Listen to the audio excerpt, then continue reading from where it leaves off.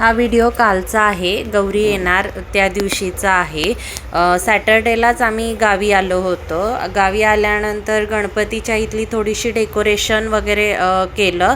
पुन्हा दुसऱ्या दिवशी म्हणजे काल गौरी येणार त्याची पण प्रिपरेशन करून ठेवली।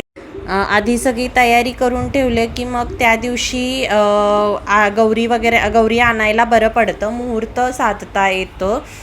तरी थोडंफारच डेकोरेशन केलेलं आहे। यावर्षी काही मला जास्त करता आलं नाही, खूप गडबड चाललेली होती, कारण गौऱ्या लवकर आणायच्या होत्या। लवकर आणल्या की त्या उभ्या करायला पण वेळ जातो, म्हणजे अख्खा दिवस जातो।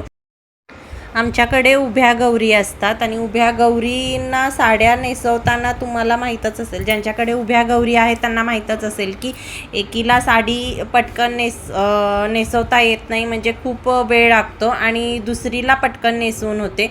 आणि दरवर्षी माझं तसंच होतं की एकीत खूप वेळ जातो आणि एकीचं आवरून पटकन होतं। इथं मी गौऱ्यांना आत घेऊन आलेले आहे। माझ्या मागून माझ्या छोट्या गौऱ्या पण येत आहेत आतमध्ये।